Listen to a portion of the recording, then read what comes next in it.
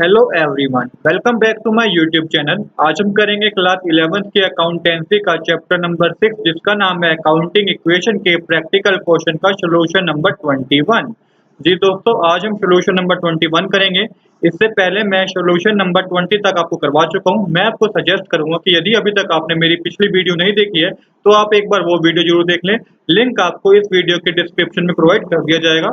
चलिए अब बिना देरी के शुरू करते हैं आप आज का क्वेश्चन नंबर 21। क्वेश्चन नंबर 21 मैंने ऑलरेडी नोट कर रखा है। क्वेश्चन नंबर 21 हमें कह रहा है prepare the accounting equation on the basis of the following. ये 4 ट्रांजैक्शन हमें दे रखी है जिसके बेसिस पे हमें अकाउंटिंग इक्वेशन करके दिखानी है। चलिए बनाते हैं अब अपना इसका फॉर्मेट। तो देखिए अकाउंटिंग इक्वेशन का जो फॉर्मेट होता है वो इस तरीके से बनता है। पहले आप सीरियल नंबर दिखाते हैं, फिर ट्रांजैक्शन, फिर एसेट, थोड़ी दूर करके आप इक्वल का साइन डालते हैं, फिर लायबिलिटी प्लस कैपिटल।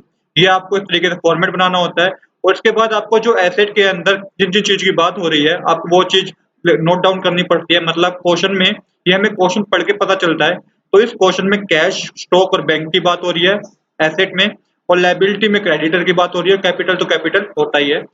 चलिए अब करते हैं अपनी पहली ट्रांजैक्शन। तो पहली ट्रांजैक्शन हमें कह रही है started business with cash rupees 1,40,000 and stock rupees 2,50,000।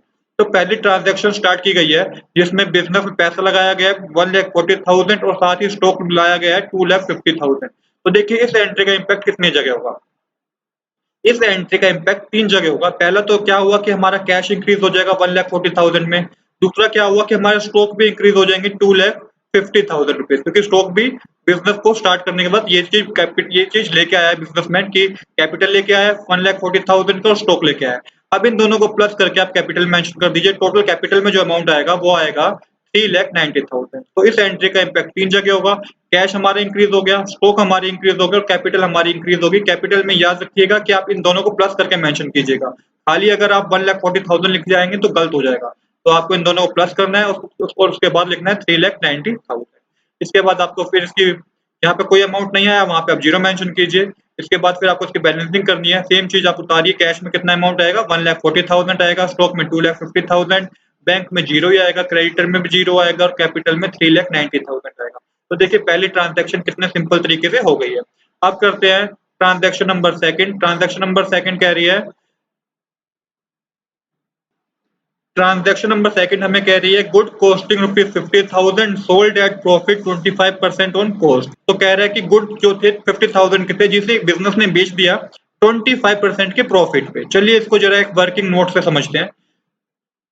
तो गुड की कॉस्टिंग ठीक दिया, हमारी एंट्री है good costing rupees 50,000 sold at profit 25%। तो कॉस्ट ऑफ गुड सोल्ड कितनी थी 50,000। तो आप यहाँ पे ऐसे लिख लीजिएगा 50,000 से 25% निकालना पड़ेगा क्योंकि कितने प्रॉफिट पे हमने बेचा है। तो 25% जब आप निकालेंगे 50,000 का जो ये निकलेगा 12,500। तो जो टोटल सेल हुई है बिजनेस में कितने रुपए की हुई है, कितने रुपीज की सेल हुई है 62,500 की सेल हुई है। तो इसी वर्किंग नोट की मदद से हम अपना अमाउंट फिल करेंगे इस पोर्शन में। तो देखिए बिजनेस में सेल हुई है तो कितने की सेल हुई है, कितने कैश आया बिजनेस के पास 62,500 कैश आया है। क्योंकि 50,000 का 25% निकालोगे तो वो 62,500 आता है। 12,500 आता है, उसको प्लस करना होगा आपको 50,000 में से तो ये आएगा 62,500। अब स्टॉक में 50,000 माइनस हो जाएंगे। क्यों माइनस हो जाएंगे? क्योंकि 50,000 की सेल हुई है बिजनेस में, तो 50,000 स्टॉक में से माइनस हो जाएंगे। और जो भी प्रॉफिट हुआ था, कितना प्रॉफिट हुआ है 12,500 का, वो हम कैपिटल में प्लस कर देंगे। तो 12,500 हमने कैपिटल में क्या कर दिया, प्लस कर दिया। और जहां आप कुछ नहीं आया वहां पे आप जीरो मेंशन करेंगे। इसके बाद सेम आप बैलेंसिंग करेंगे। बैलेंसिंग करके कैश में आएगा 2,05,000, स्टॉक में आएगा 2 लाख, बैंक में जीरो ही आएगा, क्रेडिटर में भी जीरो ही आएगा और कैपिटल में आएगा 4,02,500। तो देखिए कितने सिंपल तरीके से सेकंड एंट्री में हम कर चुके हैं। अब करते हैं अपने ट्रांजैक्शन नंबर 3। ट्रांजैक्शन नंबर 3 कह रही है डिपॉजिट इनटू बैंक रुपीज 1,80,000। तो बैंक में डिपॉजिट करा है पैसा 1,80,000 रुपए, 1,80,000 रुपीज। इस एंट्री को ध्यान से समझेगा। अब हमारे पास कैश पड़ा था, हमारे बिजनेस में कैश पड़ा था जिसको हमने कहा कि भाई इसको कैश को हम बैंक में जमा कर देते हैं। तो क्या कहाँ का इस एंट्री का इम्पैक्ट होगा? एक तो हमारा कैश कम हो गया, 1,80,000 आप कैश में से माइनस कर देंगे क्योंकि हमने वो बैंक में जमा कर दिया। और बैंक में 1,80,000 आप प्लस कर दीजिए। तो देखिए कितनी सिंपल ट्रांजेक्शन है ये। 1,80,000 बैंक में प्लस हो जाएगा, कैश में से माइनस हो जाएगा और जहां कुछ नहीं आया वहां पे जीरो मेंशन करेंगे आप। फिर आपको बैलेंसिंग करनी है। तो कैश में आएगा 22,500, स्टॉक में 2 लाख ही आएगा, बैंक में 1,80,000 आएगा, क्रेडिटर में जीरो आएगा और कैपिटल में 4,02,500 आएगा।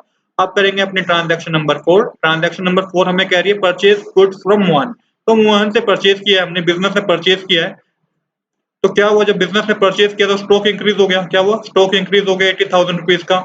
और साथ ही क्या हुआ, क्रेडिटर भी हमारे इंक्रीज हो गए क्योंकि हमने उधार में परचेज किया। किस पर परचेज किया, उधार में परचेज किया। तो 80,000 का स्टॉक इंक्रीज हो गया और साथ ही हमारे क्रेडिटर भी इंक्रीज हो गए। और जहाँ पे इस एंट्री में कोई कुछ अमाउंट नहीं आया वहां पे आप जीरो मेंशन कर दीजिए। इसके बाद फिर बैलेंसिंग कीजिए तो कैश में आएगा 2,22,500, खाली 22,500 आएगा कैश में। कैश में आया 22,500, स्टॉक में आएगा 2,80,000, बैंक में आएगा 1,80,000, क्रेडिटर में आएगा 80,000 और कैपिटल में आएगा 4,02,500।